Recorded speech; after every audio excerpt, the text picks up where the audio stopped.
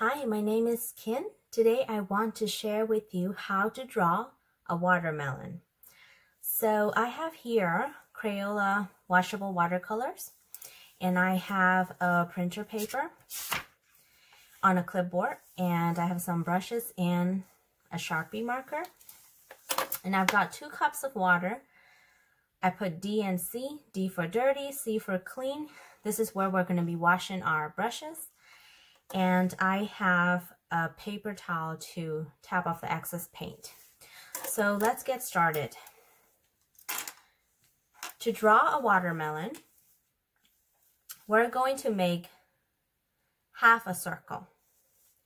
So you can watch me draw this and then you can follow. So I'm going to want to position my watermelon like this, slanted. So I'm going to draw my half a circle this way.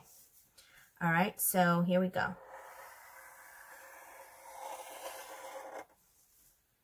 And don't worry about imperfect lines. That's going to happen. I'll show you how to fix those in the future videos. So the next one is I'm going to follow that same line, but I'm going to start from here and end there. So what I mean by that is I'm going to make another line a little bit far away, but it's going to have this kind of shape.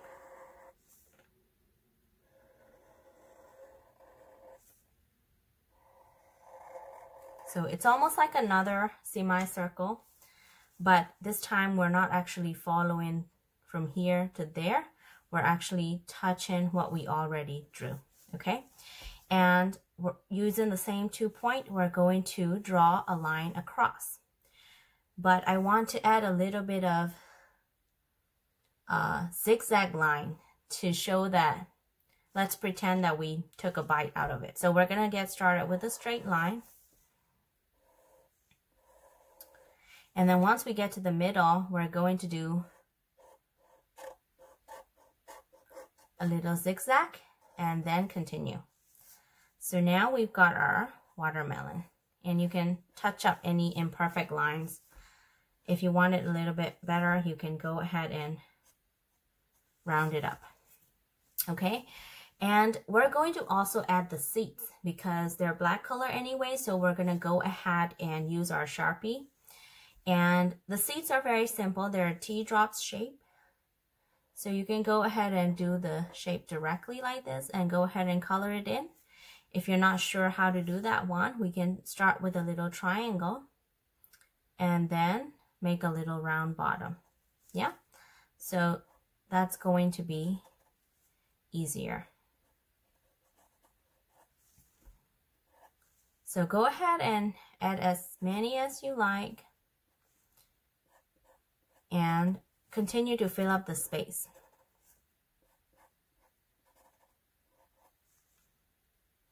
Okay. All right, so it looks pretty good. Here's a little empty space, so I'm gonna go ahead and add that in. Now I'm ready for my watercolors. So I'm actually using the biggest brush I have here, and I'm gonna go ahead and dip it in the clean water and tap off the excess water. And I'm going to go ahead and grab this red, okay? And I'm going to go ahead and get started with the paint here. So now you can see I have a lot of water, and that's going to be a little bit difficult to control. So I'm going to go ahead and tap a little bit on my paper towel and get rid of the excess water. Now it's a little bit easier because water is not going everywhere. And once you start painting further and further from where you started, you're going to see lighter color. So if you need more color, go ahead and dip it back in. And you can see it's a lot darker than the mid area. So that's how you can adjust where you want light and darkness. And here, we're just simply shading our watermelon. So the zigzag part is a little bit tricky, but don't worry. Let me show you how to make it easy. If I were to do the brush stroke this way, you can see it could possibly go over there and go over the line. But if I were to start here and bring in the lines here, I can sort of get really nice and neat lines, even in the tight areas.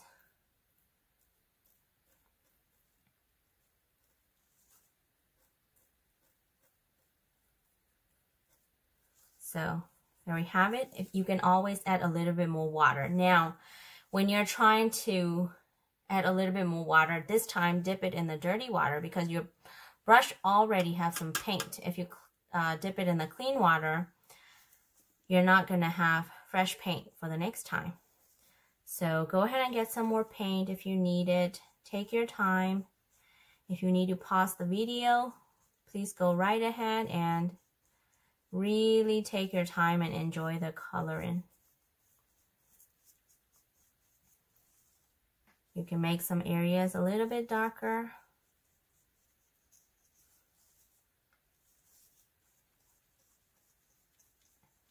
And add as much watercolor as you like. So to me, this looks pretty vibrant and pretty good. Now the paint is pretty wet, so you can see my printer paper is starting to wrinkle a little bit, but that's okay. It will dry up and it'll be fine.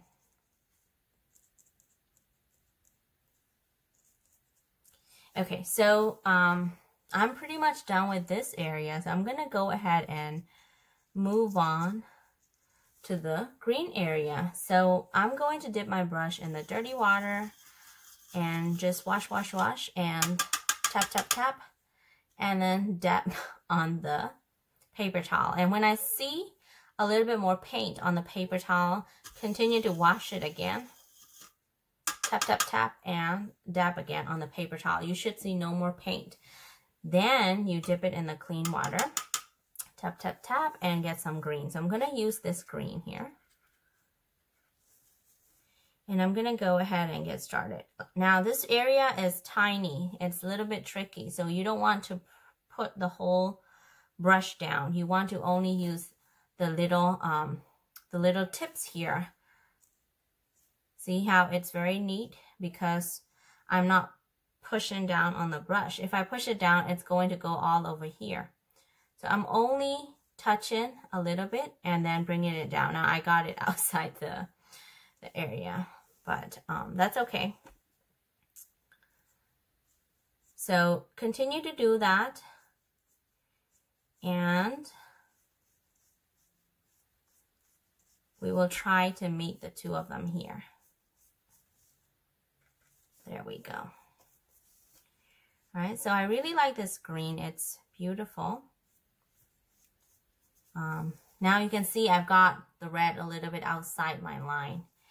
And I'm just going to add a little bit more green and try to sort of cover it up a little bit. So that way it will look more uniform. All right, so here I'm adding a little bit more color because when the water dries, the color becomes lighter. So when you're painting, it looks very vibrant.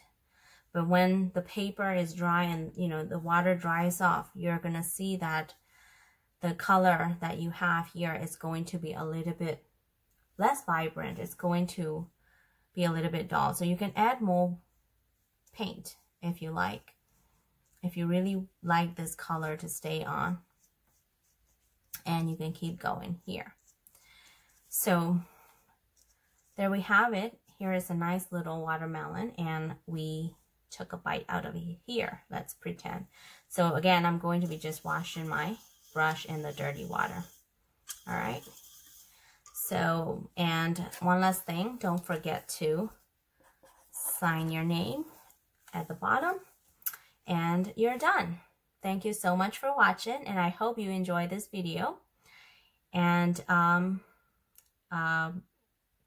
we'll have more videos coming up soon, so stay tuned. Thank you.